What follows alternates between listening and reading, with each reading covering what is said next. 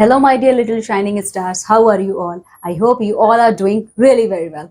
In our today's class, my dear student, we are going to start your chapter number 16, which is also the last chapter of your EVS book. Okay, so in this chapter, my dear, the name of this chapter is Natural Resources. In this chapter, my dear student, the following topics we are going to see, like types of natural resources, then use of petroleum in our daily life, okay, and as well as conservation of our natural resources. So all this topic we are going to see in this chapter. The material that we get from nature are called natural resources. तो my dear students, सबसे पहले ये question आता है natural resources किसे कहते हैं? वो मटेरियल जो हमें नेचर से मिलता है उसका नाम है natural resources. ठीक है? A natural resource is any basic material which is obtained from the nature and is put to various uses. Natural resources are essential for our survival. They are classified as renewable and non-renewable resources. तो natural resources जो होते हैं वो हमारे survival के लिए भी बहुत इंपॉर्टेंट है. ठीक है, इनको हम लोगों ने दो ब्रॉड कैटेगरीज में बांटा है, रिन्यूएबल रिसोर्सेज में और नॉन रिन्यूएबल रिसोर्सेज में. ठीक है, तो चलो आ जाओ, सबसे पहले देखते हैं हमारे कौन कौन से रिन्यूएबल रिसोर्सेज हैं. Soil, air, water and sunlight. ठीक है, तो जो हमारा सॉइल है, एयर है, वाटर है और सनलाइट है are renewable resources as they can be made by nature. They will remain forever and will never finish. ठीक है, तो हमारा सॉइल, एयर, वाटर, सनलाइट, ये चारों जो है हमारे रिन्यूएबल रिसोर्सेज की कैटेगरी में आते हैं. ठीक है, क्योंकि इसे नेचर ने बनाया है और ये जब तक हमारा प्लैनेट अर्थ रहेगा तब तक ये सारे रहेंगे, कभी भी खत्म नहीं हो सकते. ठीक है, तो चलो आ जाओ वाटर के बारे में देखते हैं. Water is a natural resource. Without water, life is not possible. About 71% of the Earth's surface is covered with water and the rest is liquid. Water क्या है? एक नेचुरल रिसोर्स है. हमारे प्लैनेट अर्थ पे near about 71% water resources available है और बाकी का जो हिस्सा है यानी बाकी का जो 29 है वो क्या है? हमारा लैंड है. Water is not found only in rivers, oceans, rivers, seas and oceans. Water जो है हमारा सिर्फ और सिर्फ रिवर में ही नहीं मिलता, वो हमारे सीज और ओशंस में भी मिलता है. But is also found underground. ठीक है, तो वो हमारा जो वाटर रिसोर्सेज है ये सिर्फ और सिर्फ हमें सीज में, ओशंस में, रिवर्स में नहीं मिलते हैं, ये हमें अंडरग्राउंड वाटर के भी फॉर्म में मिलते हैं. It is also presented in the air. Even water जो है ना हमारे एयर में भी प्रेजेंट है. Most of the part of our body weight is made up of water. Even जो हमारा ये बॉडी है ना, इसका जो वेट होता है इसमें मोर देन हाफ कॉन्ट्रीब्यूशन हमारे बॉडी में जो अवेलेबल वाटर है उसका होता है. ठीक है, this is the picture of water. Now sunlight, renewable source. तो देख लेते हैं, sunlight is the source of energy. Sunlight क्या है? एनर्जी का सोर्स है सारे लिविंग थिंग्स के लिए इस प्लैनेट अर्थ पे. ठीक है, life is not possible on the earth without sunlight. अगर सनलाइट नहीं होगी तो हमारे प्लैनेट अर्थ पे लाइफ भी पॉसिबल नहीं होगा. Nowadays, sunlight is used for various purposes. We can cook food by using sunlight. Solar energy is used to operate electric motors and appliances. ठीक है, सोलर एनर्जी का यूज हम बहुत तरीके से कर सकते हैं. हम खाना पका सकते हैं, इवन इलेक्ट्रिसिटी के फॉर्म में भी सोलर एनर्जी का यूज हो रहा है. Now keep in mind fact, natural resources are the gift bestowed upon the mankind by the nature. Natural resources क्या है? हम लोगों को दिया हुआ मदर नेचर का गिफ्ट है. Now the third renewable category of resources is air. Air is one of the most important natural resources. All living things need air to breathe. Air carries water vapor from the oceans and other bodies water to form cloud and its rain. Air क्या है? बहुत ही important हमारा natural resources है. सारे living beings, चाहे वो humans हो, animals हो, प्लांट्स हो, सबको एयर चाहिए जीने के लिए, ब्रीदिंग के लिए. ठीक है, एयर क्या होता है? एयर वाटर वेपर को कैरी करके चलता है अपने साथ ओशन और सी वाटर से. ठीक है, और उन वाटर वेपर से वो क्लाउड्स का फॉर्मेशन करता है, देन रेनफॉल होती है. It's format brings the year the sound waves और स्पीच एंड म्यूजिक. एयर की ही वजह से हमें साउंड भी सुनाई देता है और म्यूजिक भी सुनाई देता है. Air also finds it's use in generating electricity. Even हम लोग इलेक्ट्रिसिटी जनरेशन के लिए भी एयर का यूज करते हैं. A windmill works with the help of air and thus the energy of the wind can be transformed into different useful forms of power.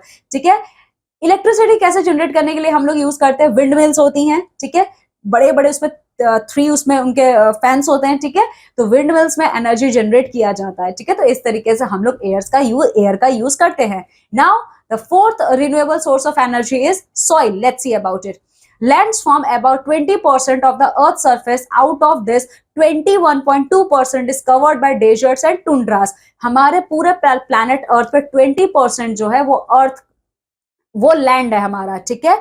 Land में से उस 20% में, उस 20% को भी अगर आप 100% कंसिडर करते हो, तो जिसमें से 21.2% जो है वो हमारा डेजर्ट एरिया और टुंड्रास में है। लैंड फॉर्म, डेजर्ट का मतलब जहां पे सिर्फ और सिर्फ सैंड है, पानी बहुत कम है। टुंड्रा का मतलब है जो आइस में कन्वर्टेड है, ठीक है। About 41.6% of land is occupied by forest, Woodland and grassland, ठीक है। 41.6% जो है वो हमारा घिरा हुआ है फॉरेस्ट और ग्रासलैंड से। The surface layer of the earth is called the soil. अब सॉइल क्या होता है my dear student, let's see. The surface layer of the earth is called the soil, ठीक है। जो अर्थ का, जो लैंड का सरफेस लेयर होता है ना, उसी को हम सॉइल कहते हैं। सॉइल कंटेन्स 4 लेयर, ठीक है। सॉइल के कितने लेयर होते हैं? 4 लेयर होते हैं। Soil contains an essential, soil contains all nutrient essential for growth of plant, ठीक है। सॉइल में वो सारे न्यूट्रिएंट प्रेजेंट होते हैं जो प्लांट्स को बढ़ने में हेल्प करते हैं। Here you can see my dear student the distribution of land on our planets earth. Okay, now keep in mind fact, renewable sources will never finish। जो renewable sources of natural resources ये कभी भी खत्म नहीं होंगे, जब तक अर्थ है ये तब तक रहेंगे, ठीक है। Now we are going to see the second category of sources of energy. So now we are going to see the second category of natural resources, that is non renewable resources. तो देखिए, forest, metal, minerals, petrol, diesel and coal are non-renewable resources which when used are finished forever, ठीक है। तो कौन कौन से हमारे non renewable resources है? फॉरेस्ट है, मेटल है, मिनरल है, पेट्रोल, डीजल, कोल है, ठीक है। तो ये सारी चीजें जब तक ये है ये तभी तक यूज हो सकती है। एक बार ये खत्म हो गई तो इन्हें दोबारा बनाने में बहुत लंबा टाइम लगेगा। If we do not use them carefully, they will no longer be available for us on the earth. Okay, तो चलो आ जाओ देख लेते हैं कौन कौन से नॉन रिन्यूएबल में हमारे आते हैं। एनिमल्स आते हैं। All animals whether living in farm और in the forest are important natural resources. सारे एनिमल्स, चाहे वो हमारे साथ हमारे घर पे रहे, चाहे हमारे फार्म्स में रहे या चाहे जंगल्स में रहे, वो सारे के सारे बहुत इंपॉर्टेंट हमारे लिए नेचुरल रिसोर्सेज हैं। Farm animals like chickens, pigs, turkeys, horses, cows, sheep and goats are reared for eggs, meat, milk and milk products, ठीक है। बहुत से हमारे फार्म एनिमल्स है जैसे chicken, pig, turkeys, horses, cows, sheep etcetera. इनसे हमें मीट मिलता है, एग मिलता है, मिल्क मिलता है और मिल्क के प्रोडक्ट मिलता है, ठीक है। Domestic animals and wild animals are also important as they form important link in the food chain. Domestic animals और wild animals भी बहुत important है नेचर के लिए, क्योंकि ये फूड चेन को कंप्लीट करने में हेल्प करते हैं, ठीक है। तो देखा आपने एनिमल्स हमारे कितने इंपॉर्टेंट नेचुरल रिसोर्सेज हैं। चलिए अब हम देखते हैं कोल और पेट्रोल के बारे में। Coal and petroleum, we get coal and petroleum from underground of the earth. जो कोल और पेट्रोलियम है ये अर्थ के अंडरग्राउंड में है, ठीक है। Coal is used for cooking and petroleum is used for running vehicles. Coal use होता है खाना बनाने के लिए, पेट्रोल यूज होता है व्हीकल्स को रन कराने के लिए। Coal is use for generating electricity in thermal power plants, ठीक है। हमारे हमारे पूरे ऑल ओवर वर्ल्ड में जो थर्मल पावर प्लांट्स है हमारे, वहां पे इलेक्ट्रिसिटी जनरेट किया जाता है कोल की हेल्प से। Petrol is the costliest of the fuel. All aeroplanes use very fine quality of petrol. Petrol सबसे ज्यादा कॉस्टली फ्यूल है, क्योंकि जितने भी एरोप्लेन होते हैं वो सबसे बेस्ट क्वालिटी का पेट्रोल यूज करते हैं, ठीक है। So here you can see my dear student, this is a picture of coal and this is a picture of petrol. Keep in mind, coal and petrol are fossil fuels. Coal और petrol जो है my dear student, ये हमारा natural resource है, जो कि non renewable natural resource है, but ये फॉसिल फ्यूल के फॉर्म में। फॉसिल फ्यूल क्या होता है? जितने भी हमारे एनिमल्स हैं वो जब मर जाते हैं तो उनके जो फ्यूल्स नीचे जमीन में आते हैं उन्हीं को तो कहा जाता है फॉसिल फ्यूल्स, ठीक है। ये फॉसिल फ्यूल्स है हमारे कोल और पेट्रोल, ठीक है। अब चलो आ जाओ, अब हम देखते हैं जो सेकंड हमारा नॉन रिन्यूएबल नेचुरल रिसोर्स है वो है हमारा फॉरेस्ट। देखो, forest are large areas where trees grow closely together. Forest का एक बहुत ही बड़ा एरिया है जहां पे ट्रीज एक दूसरे से बहुत क्लोजली ग्रो करते हैं। Trees take in carbon dioxide and give out fresh oxygen, which is required for by all living beings. Forests also provide us with timber, fruits and medicines. Trees क्या करते हैं? Carbon dioxide को लेते हैं, oxygen को बाहर छोड़ते हैं, और वही ऑक्सीजन हम लिविंग बींग्स, एनिमल्स और ह्यूमन बींग्स उसको ब्रीथ करते हैं और ब्रीथ आउट करते हैं कार्बन डाइऑक्साइड। ऑक्सीजन के अलावा फॉरेस्ट हमें टिम्बर, फ्रूट और मेडिसिन भी देते हैं, ठीक है। This protect the soil from erosion as the roots of the trees hold on the soil. Forest soil erosion होने से भी बचाते हैं, ठीक है। Forests are also the home to wild animals and birds. Region with more forests are cooler, more condensation take place there and thus clouds form over this forest. जहां पे बहुत ज्यादा घने डेंस फॉरेस्ट होते हैं वहां पे क्या होता है माय डियर स्टूडेंट, वो एरिया बहुत ही ज्यादा ठंडा होता है और वहां पे बारिश भी बहुत ज्यादा होती है क्योंकि वहां पे कंडेंसेशन इवापोरेशन का प्रोसेस कंटिन्यूअसली चलता रहता है. ठीक है, this is how forest help in bringing more rain to the region. इस तरीके से आपने देखा फॉरेस्ट रिस्पॉन्सिबल होते हैं बरसात के लिए. ठीक है, we should try to stop deforestation, felling of trees and plant more trees to save our earth from becoming a desert in the future. इसीलिए my dear student कहा जाता है हमें ज्यादा से ज्यादा पेड़ लगाना चाहिए और डिफॉरेस्टेशन यानी पेड़ों को काटना बंद करना चाहिए. ठीक है, now my dear student we are going to see in what way we are going to conserve all these natural resources. Maybe they are renewable or maybe they are non-renewable category. See, most of the natural resources are found in limited quantity so their conservation is necessary. अभी आपने देखा कि हमारे पास ऐसे बहुत से हमारे natural resources है जो बहुत ही लिमिटेड अमाउंट में प्रेजेंट है, इसीलिए उनका प्रोटेक्शन करना हम ह्यूमंस की जिम्मेदारी बनती है. Wise and judicious use of natural resources is called conservation. Conservation क्या कहा जाता है कि आप उसको अच्छे तरीके से और समझदार तरीके से जब आप इन नेचुरल रिसोर्सेज का यूज करोगे वही तो कहलाता है conservation. We should be very careful while using natural resources. इसीलिए नेचुरल रिसोर्सेज का यूज करते हुए आपको बहुत ही ज्यादा केयरफुल रहना चाहिए.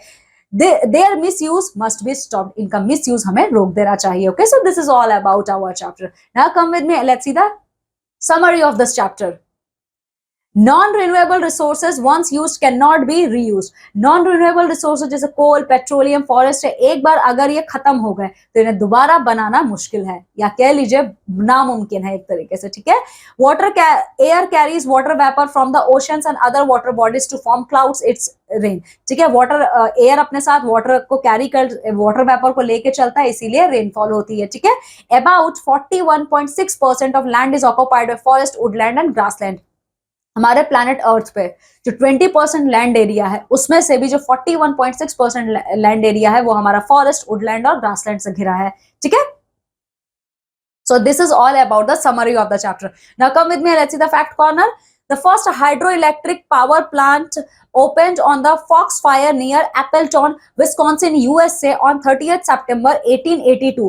पूरे वर्ल्ड में माय डियर स्टूडेंट जो सबसे पहला हाइड्रो इलेक्ट्रिक पावर प्लांट बना था वो यूएसए में बना था 1888 में, यूएसए के एप्पलटॉन विस्कॉन्सिन शहर में. ठीक है, Until that time, coal was the only fuel used to produce electricity. अब 18th सेंचुरी में उस टाइम बाकी मिनरल्स अभी डिस्कवर नहीं किए गए थे, इसीलिए इलेक्ट्रिसिटी जनरेट करने के लिए कोल ही एक ऐसा सोर्स था जिससे जनरेट होता था इलेक्ट्रिसिटी.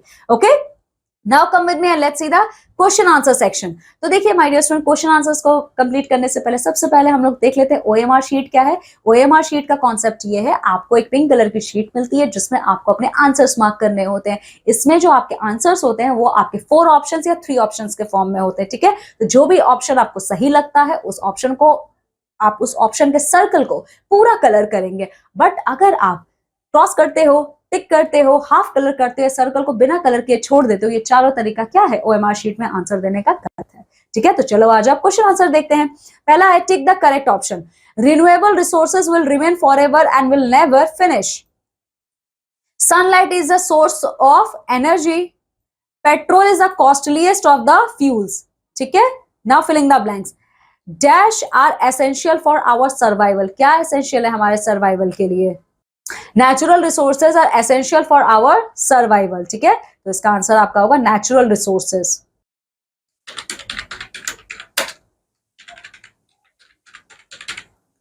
ठीक है, most of the part of our body weight is made up of. किससे बना है? पानी से बना है ना. देखिए ये रहा. Most of the part of our body weight is made up of water. ठीक है, तो आप यहां पे लिखोगे water. Life is not possible on the dash without dash. देख लेते हैं. Life is not possible on the earth without sunlight. Life is not possible on the earth without sunlight. ठीक है, चलो. A dash works with the help of air. A windmill works with the help of air. Okay, so here your answer will be windmill.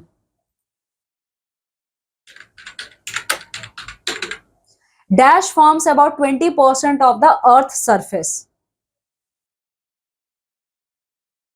Landform. Okay, land forms about 20% of the earth's surface. So landform you are going to write here.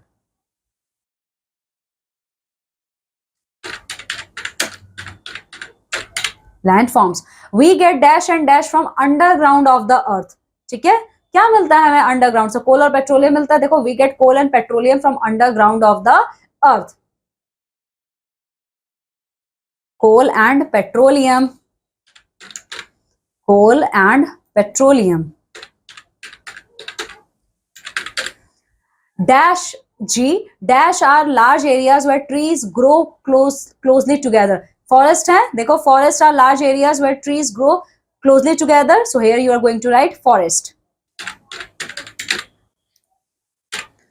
H क्या है? Dash and dash use of natural resources is called conservation. Conservation किसे कहा जाता है? देखो, wise and judicious. Okay, wise and judicious. Wise and judicious. Wise and judicious. ठीक है. Now see का आपको क्या करना है? Answer the following question in short. What are natural resources? तो natural resources क्या है आपको ये बताना है. तो ये रहा आपका आंसर. देखिए, natural resources. Okay, तो natural resources क्या होता है? The material that we get from nature are called natural resources. ठीक है. तो बी क्या पूछ रहा है आपसे? What are non renewable resources. Non renewable resources क्या होते हैं? तो ये रहा आपका आंसर. देखिए, ओके, नॉन रिन्यूएबल रिसोर्सेज वो होते हैं. ओके, नॉन रिन्यूएबल रिसोर्सेज हैं, देखो, forest, metal, minerals, petrol, diesel and coal are non renewable resources which when used are finished forever. ठीक है, ये है. फिर क्या आपसे पूछा? How is solar energy used. Solar energy कैसे यूज किया जाता है? तो इसका आंसर ये है. देखिए, solar energy is use to operate electric motors and appliances. ठीक है, चलिए अब अगला क्वेश्चन क्या है? What helps in generating electricity. ठीक है, क्या हेल्प करता है इलेक्ट्रिसिटी जनरेट करने में? देखिए, air is used for generating electricity. Okay, a windmill works with the help of air and thus the energy of the wind can be transformed into different useful forms of power. ठीक है, फिर क्या है? What is soil. ठीक है, soil क्या है? तो देखिए, ये रहा है आपका इसका आंसर. What is soil? ये रहा. The surface layer of the earth is called soil. ठीक है, फिर क्या है? How is coal used. कोल कैसे यूज किया जाता है? इसका आंसर यहाँ पे है. Coal is used for generating electricity in thermal power plants. फिर क्या पूछ रहा है? What is called conservation. Conservation के किसको कहते हैं? Wise and judicious use of natural resources called conservation. ठीक है, चलिए, फिर क्या आता है? D. Answer the following questions. A. What is the difference between renewable and non-renewable sources of energy. ठीक है, तो renewable और non-renewable क्या होता है? क्या डिफरेंस है? तो देखिए, ये रहा. देखो, ये रहा आपका. Renewable sources of energy are those sources of energy which can be made by nature. They will remain. तो इसमें आप क्या करोगे? एक बॉक्स बनाओगे. एक तरफ आप रिन्यूएबल रिसोर्स लिखोगे, एक तरफ नॉन रिन्यूएबल रिसोर्स लिखोगे. तो रिन्यूएबल रिसोर्सेज में आप ये लिखोगे, renewable resources are those resources which are made by nature. पहला आप ये लिखोगे, which is made by nature. ठीक है. Non renewable sources of nature में क्या लिखोगे? नॉन रिन्यूएबल रिसोर्सेज में पहले आप रिन्यूएबल को कंप्लीट कर लो. तो पहले आप ऐसे लिखोगे एक तरफ रिन्यूएबल रिसोर्सेज में कि renewable resources are those resources of energy which can be made by which is made by nature. They will remain forever and will never finish. पहले तो आप ये डेफिनेशन लिखोगे, फिर आप नॉन रिन्यूएबल के बारे में लिखोगे ऐसे. देखो, non renewable resources are those resources of energy which can be finished which when used are finished forever. Okay, if we do not use them carefully they will no longer be available for us on the earth. ठीक है, फिर examples आप दोगे. Examples of renewable resources: water, sunlight, air and soil. Examples of non renewable resources आप दोगे. क्या है इसके एग्जांपल्स? तो आपके इसके एग्जांपल्स हैं, ये रहे. देखिए, forest, metal, minerals, petrol, diesel and coal. ठीक है, तो इस तरीके से आप इसका आंसर दोगे. फिर क्या है? Why are forest important. Forest इतना इंपॉर्टेंट क्यों है हमारे लिए? तो देखिए, Forests are important because forests give us oxygen. Okay, forests give us oxygen, as well as forests provide us timber, fruits and medicines. They protect soil from soil erosion. Okay, forests are also the home for wild animals and birds. ठीक है, फिर आपसे क्या पूछता है, how is, third C है आपका, how is soil useful for us, soil कैसे हमारे लिए यूजफुल है, तो ये रहा इसका आंसर। देखिए देखिए, the surface layer of the soil is the surface layer of the earth is called soil. Soil consists of 4 layers. Soil contains all the nutrients essential for growth of plants. ठीक है, इसका answer आप ये देंगे।